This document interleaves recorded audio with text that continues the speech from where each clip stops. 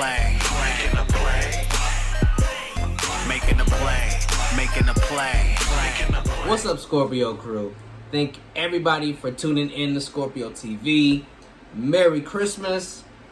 This time, I got 4 creepy Christmas horror stories animated by MJV Animations. It was uploaded December 15, 2021. Now, never watched them before, if I'm not mistaken.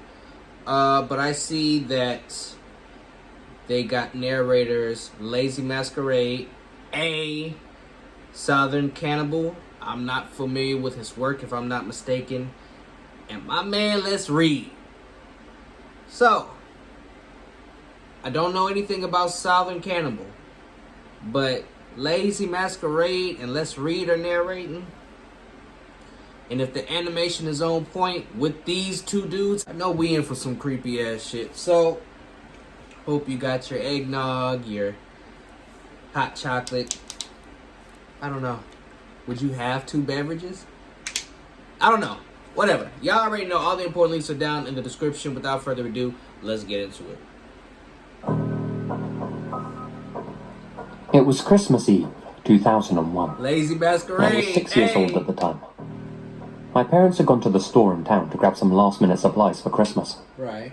They'd left me in the barely capable hands of my older brother. I was downstairs in the living room watching some cartoons on TV, Animation. while he was upstairs in his room listening to metal. Shit. As I'm sitting there, watching Dexter's Lab, I caught something out of the corner of my eye.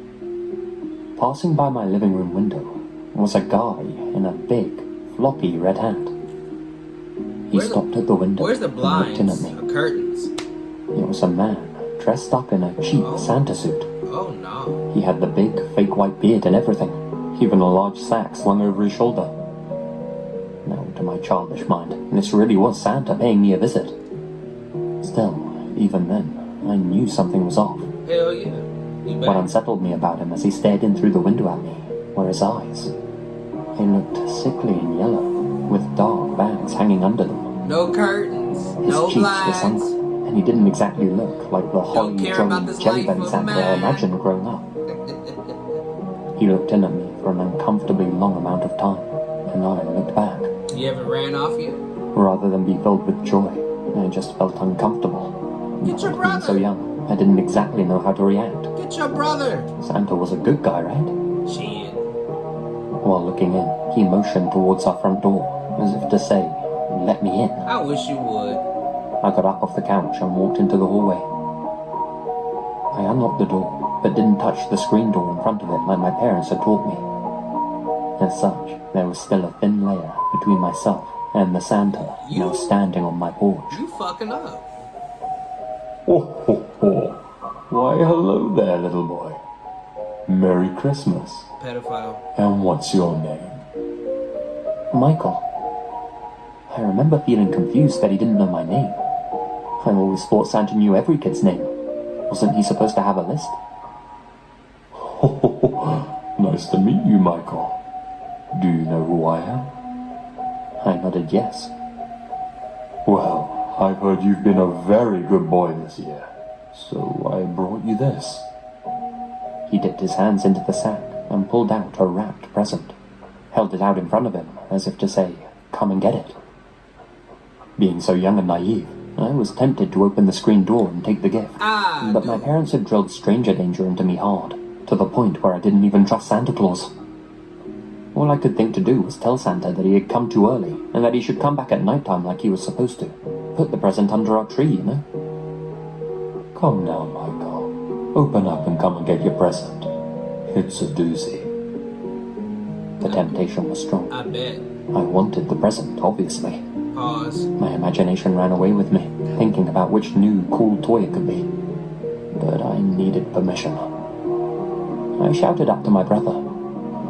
"Daniel, come down here real quick." He gonna run off. I'll never forget how that Santa's eyes widened as I shouted that upstairs. Oh yeah. Without hesitation, he turned and walked See? away. He thought you was alone. He hopped into a van outside our house Of course. that still had its engine running. All I could think was, where are the reindeer? Within moments of getting in, he drove off down the road, never to be seen again. white Not by me, at least. My brother hadn't even heard me shouting because of the metal he was blasting. When my parents came back, I told them about the Santa that came to visit. They thought I was just pretending or playing a game. A couple of days after Christmas, the news broke out. An 8-year-old boy in our town had disappeared from his house after his parents ran to the stores. They had only left him alone for 10 minutes. They never found him. My folks believed my story after that, and never left me alone with my brother again. I thank my lucky stars we had that screen door rule in my home. On Christmas Eve in 1989, I was traveling through Mexico City in my boyfriend's car. Is that Southern Cannibal? He was driving and I was navigating. There were Christmas decorations up along the streets and most of the traffic was moving at a snail's pace, taking care not to hit the dense pockets of people walking up and down the street. We were in a hurry though, so my boyfriend turned off one of the main roads and we cut down a side street to avoid the congestion. We made a few more turns and suddenly stopped when we realized we didn't have a clue where we were. Real nice. I opened the map while my boyfriend put the car in park and lit up a cigarette. I was tracing our route on the map to backtrack us when something struck our car hard on the front side right next to me. What was that? I caught a glimpse of a figure slam into our windshield and bounce forward off the car. I cried out in shock while my boyfriend stuffed his cigarette in the ashtray and stepped out of the car. This is where the experience became strange. I've never shared this before with anyone other than my closest friends and family who I trust. While my boyfriend was climbing out of the car, I saw the figure who struck us stand up awkwardly, holding his head and limp across the street. My boyfriend completely ignored him and bent down to look at the front of the car. I rolled down my window and called out, "Hey!" to the man as he limped away. My boyfriend, thinking I was yelling at him, called back to me, "Don't get out." I called back, "What? Why?" And my boyfriend stood back up and I noticed blood on his pants from where he had knelt down. "He's dead," my boyfriend said, and he rubbed his face. What? "What? No, he's not. He's..." Walked away. I turned and started to point in the direction the man had looked away in, but he was gone. I got out of the car and stood up. Who told you not to I get saw enough to understand what my boyfriend meant. The man we had struck had flipped off the windshield and caught his head in a storm drain. His neck was very clearly broken and he was bleeding heavily from 2 different compound fractures in his legs where he had struck our car with his bike. Holy shit. The bike itself was lying on its side by my feet, the front wheel bent sideways and the back wheel still spinning. I was in shock and kept jerking my head back and forth down the street the man had limped down on and the figure at my feet. It didn't make sense. They were wearing the exact same clothes. How many people did we hit? I asked my boyfriend. He looked at me like I had hit my head. "Only one," he replied. Then he started waving his arms to flag down a police car. I sat down on the sidewalk and stared at the ground, feeling like I was going to be sick. I wasn't crazy. I hadn't seen a ghost because I had seen the shadow of the man cast on the stone wall behind him as he stood up and limped away. But there he was. The exact same man who had stood up right there on the ground in front of our car. The police blocked off the area, examined the bike and our cracked windshield, and determined the guy had been speeding down the hill on his bike and struck us without applying the brakes. They asked me what I saw, and the best that I could do was stammer that it happened so fast. I thought we had hit 2 people. We got a ride from a family member to my boyfriend's house, but I was still in such a state of shock that I couldn't even touch the dinner that had been prepared for us. People have since asked if the man who stood up was bloody or if I could see the whites of his eyes. Honestly, I don't recall seeing either. All I could say with certainty is that he stood up, held his right hand to his head, and limped away. He didn't react to my boyfriend stepping out of the car. I don't know if I believe in ghosts or life after death, but if that's the case, this man was physically reacting to the impact that had killed him, seeming not to have noticed that he was dead. Occasionally I dream about that night and that impact, but in the dream I never see the man stand back up. I see a bright flash of light and then nothing. No details of the man himself after the hit. I never even found out the man's name. It was the worst Christmas of my life. The best story my grandfather ever told me happened back when he was 18 years old on Christmas Eve in 1959. Same guy, right? He was lying on his couch with a broken leg, which was perched on the arm of the couch, all wrapped up in a cast. He was listening to the radio and watching the snow fall outside as he used the poker to adjust the wood in the fire. It was about 8 p.m. and he was alone in the house. His family lived on a farm in the middle of nowhere in Kansas, and his father and brothers were across the property in the barn, roughly about a mile away. He doesn't recall where his mother was. He was reading something in the newspaper about President Eisenhower when there came a furious pounding at the door. An enraged voice screamed from the other side of the door that Owen, my great-grandfather, was going to die tonight. My grandfather didn't respond to this. Unable to move off the couch, he pulled the rug across the room until the shotgun which had been leaning against the fireplace was in reach, and he picked it up and cocked it, pointing it towards the front door. Oh, yeah. My grandfather says for the next 5 to 10 minutes, the man continued screaming, circling the house, and pounding on windows, screaming for Owen to come out. That's shoddy. He was clearly drunk and out of his mind and wasn't leaving the house until someone opened up. My grandfather winced as the man banged on the window right above the couch, but he still didn't move or acknowledge him. I'll open up. Finally, the man returned to the front door and pounded on it until he kicked it in. Bars. My grandfather said that he felt the blast of cold air and the stench of tobacco and whiskey as the man stomped through the dark hallway and walked right into the living room. You better pop his ass. He was a tall, lanky guy with brown teeth and an uneven gray beard, like he had only shaved part of his face. The guy's eyes were as big as hubcaps and he was barefoot, which was crazy as it was snowing outside.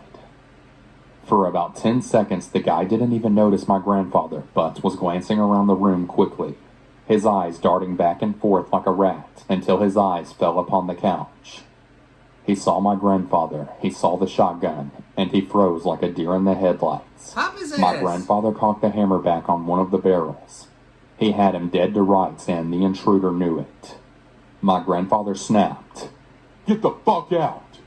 The man took a step back, looking more enraged than afraid. "Where's Owen?" he hissed. "Get out!" my grandfather yelled. The guy turned around, walked into the kitchen, and dug through the pantry until he found a pint of whiskey. Excuse He me? even turned around and looked back into the living room just to make sure the shotgun was still up. He threw back the whiskey, dropped the bottle in the sink, and walked out, calling back over his shoulder, "Tell Owen I said Merry Christmas." Once the guy was outside, my grandfather heard him knock over the pile of firewood by the steps. After another minute, he smelled smoke and realized the guy had set fire to the pile, likely intending to burn the house down. My grandfather hobbled over awkwardly, shotgun still up, barely able to hold it straight on his bad leg, and peered outside. The guy was gone, but there was so much snow around the fire and so much icy wind assaulting it that the fire was already nearly out. When Owen and the others got back and saw the charred marks on the front stairs, they asked what happened, and my grandfather told them everything. Owen flew into a rage, took the shotgun, and followed the guy's tracks out across the fields with a lantern. My man. He didn't come back until Christmas morning when the family was all gathered in the kitchen for breakfast. Owen tossed the gun down and hissed that the fucking thing hadn't even been loaded. When my grandfather asked if he got him, Owen nodded and responded, "Oh yes." And that was it. He never got my great-grandfather Owen to report exactly what happened or even know how he knew the man. My grandfather said that he never saw the stranger ever again. Gangsta shit. I asked him if he thought Owen had killed him, and he responded, "I'm almost positive that he did." When I asked, "But how did he do it with no ammo in the gun?" my grandfather looked back at me and said, "There's dozens of ways to kill a man with your hands." Gangsta shit. My wife and I don't live together. She had become abusive over the last few months, Let's read. mostly towards our Hey. daughter. Our daughter is almost 18 months old and is my whole world. I am unemployed at the moment, but my mother had been helping me out a lot. Today at around 4 p.m., I took my daughter to the store. Grocery. I usually do this around the time she wakes up from her nap. My daughter is a very active child and can't seem to sit still for more than 10 minutes without getting cranky. Right. I usually let her walk with me, holding her hand and patiently walking at her pace. I usually get just a juice for her, but had to get some extra groceries that I was short on: flour, sugar, and some noodles. I also remembered we were low on milk and grabbed a gallon on our way back. With all that I was carrying, I wasn't able to hold her hand. I made sure to walk behind her, but that only makes her walk slowly. As we made our way to the register, I was continuously urging her to keep walking, which she would do, but only for a second before her attention would be drawn to another rickety box with whatever was on sale, or she would see something colorful on a lower shelf. I was getting a bit frustrated, but I wasn't showing it in my voice. I kept urging her to keep walking, and she kept getting sidetracked. With everything I was carrying, I started to wish I had grabbed a basket. At the front, their customer service desk holds Register 1, which was thankfully open. I want to take the time to mention that my daughter is very fond of saying hi and waving at everyone. I set everything up to get rung up, but the service attendant was busy with a return at the customer service area, so I had to wait. The entrance to the store is to my right. The only exit is behind the service desk, which leads into the small foyer before leading to the other doors. As people enter, they have to pass the customer service desk. I was being fatherly to my daughter, trying to entertain her with patty cake and the itsy bitsy spider while we waited for the cashier to check us out. My daughter would frequently wave at people passing and say hi in her squeaky toddler voice. Some people would smile and wave back, while others would stop to adore her. At this point, I'm used to people doing that. It makes me happy knowing my daughter isn't a shy, cranky little asshole like some of the kids you see in the stores like this. The lady was ready to check us out, and I told my daughter to hold my hand since I wouldn't be looking her way. I had to pull my wallet out to retrieve my debit card to pay for the groceries and let her hand go for a moment. I kept looking her way to make sure she wasn't wandering off. The lady went to hand me my receipt when all of a sudden she yelled at someone behind me. "What are you doing with his daughter?" She bellowed as I turned to look at a man who had picked her up and started running towards the entrance doors. I was shocked. The doors didn't open since they were a one-way set of doors, and the cashier quickly picked up the phone yelling that she was calling the police. I was stunned to the point of immobilization, but quickly realized what was going on. You better do something. I have a pocket knife that I usually carry on me so I can break the seal on my daughter's juice. I quickly ran after the man as someone started to make their way through the entrance doors. He didn't get a chance to run through before I slammed my fist across his temple. My man. I decided not to use the knife in case I might get in trouble. Right. The man stumbled and I grabbed my daughter from his arms. He then proceeded to run out the door, empty-handed. The way he moved. The police arrived about 5 minutes later and asked me what I had seen. I explained that I hadn't seen the man's face, since he had shaggy long hair and a beard. He was also wearing a hoodie, which wasn't that much of a surprise. They took the statement of several witnesses, including the cashiers, and had already had their other officers searching the area. Someone had said the guy had ran behind the building, but the officers didn't find anyone. The police took us home, and then asked more questions like, "Have you seen him before? Do you know anyone who looks like this man?" He didn't see his And then face. proceeded to ask about the home life. The CPS had been over earlier in the day to discuss my wife's mental health issues, and the police had been here earlier as well. The officer asked if we needed any groceries or anything else, and I told them no. The officers left, leaving me their cards in case I saw the guy around the area. About 20 minutes later, I got a knock at the door. To my surprise, the officers had returned with the largest box of Pampered diapers I had ever seen, a large box of wipes, about 6 large Winco bags of groceries, and a couple of bags of toys. I fell to my knees and cried after they left us. I had spent almost 5 minutes choking back tears as I thanked them. They had left us with a Christmas card saying I was a strong father to have had so much go on recently, and that my daughter was lucky to have such a great father. There was $100 in the card too, wrapped in a note that said to get a drink or two if I needed it. I don't drink, so I would probably get some extra Christmas presents for my mom and daughter. So, To the fucker that tried to kidnap my daughter, The fucker. I hope the police find you. And I hope we never meet again. Man, I ain't gonna hold you up. In situations like that, it'd be like, bro, you better hope the police find you before I find you. Or before anybody that's really down with me like that finds you. Like, that's one of those, bro, you safer in jail than you is out here on the streets. Because that street justice is a mother, brother. Bro, like, I ain't gonna lie to you, dude. At least 3 out of 4 of these stories, all it would have took is that iron. That's it. I'm not gonna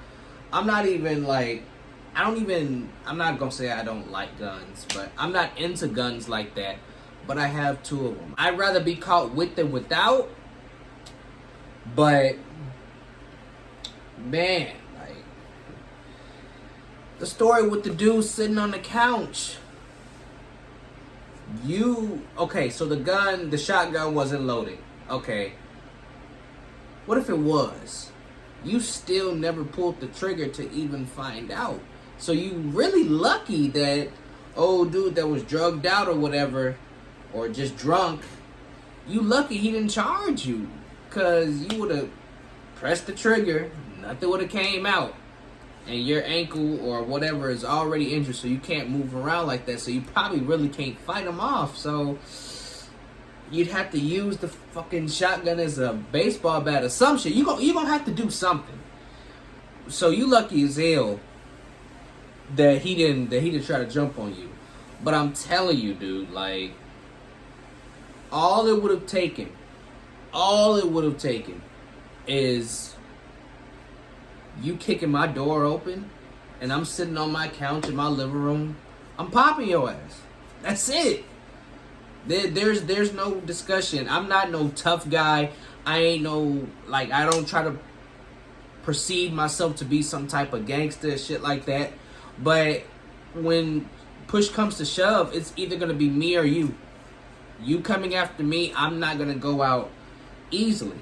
That dude, him, in that story, the dude kicked his door in and then started, like, scoping out his house, and then went to the kitchen, went in the cabinets, got a beer, drunk it, or whiskey, or whatever he got, threw it into the sink, or whatever, and then he walked out and say, hey, tell your grandfather or whoever, you know, that I came looking for him. Like, what? All you would have to do is kick my door in while I'm sitting on my couch. And if I got my heat right next to me, that's it. That's it. Like, you could cancel Christmas. No pun intended. Like, it's done. It's curtains. The first story, the kid talking to Santa Claus, that could have ended very badly. I'm so glad your parents taught you about, like, stranger danger and shit like that. That's some real shit. And your parents basically don't trust your brother no more. That shit's low key funny. I ain't gonna hold you up. like your parents basically don't think that their son is, like, trustworthy enough to watch his own little brother. That shit's tough. But, bro, like, I don't know. That could have ended really badly. It really could have. Like he said, thankfully he had that that screen door. Because had that screen door not been there, bro, the moment old boy would have reached out and opened the door, Santa would have snatched his ass up. I mean, that's a no-brainer. It literally would have went really badly. I don't know, bro. I don't know, like, Santa Claus, like, Christmas, it doesn't have the feeling it used to, bro. Like, it used to be so nice. There was snow outside, snowman, you know, frosty, reindeer all over the place. And, like, I don't know, nowadays, Christmas, it's different. It hit different. It's not like it used to be, my guy. Definitely love the compilation. Love the animations. Clean as hell. A lot of y'all who do animated videos, y'all should be sharp. Y'all should be clean. Like, I know that takes like skill. That takes time. I ain't gonna hold you up. So I commend y'all for that, because I'll probably never be able to do shit like that. But look, love the compilation. Hope you guys loved it. Hope you enjoyed the video. Hope you drop a like, a comment, share the video, subscribe to the channel. Make sure the bell icon is tapped. I want you all to stay safe, stay blessed, stay humble. Merry Christmas, and I will see you all in the next video. Ciao. That sound good right there. That sound good right. That sound good right there.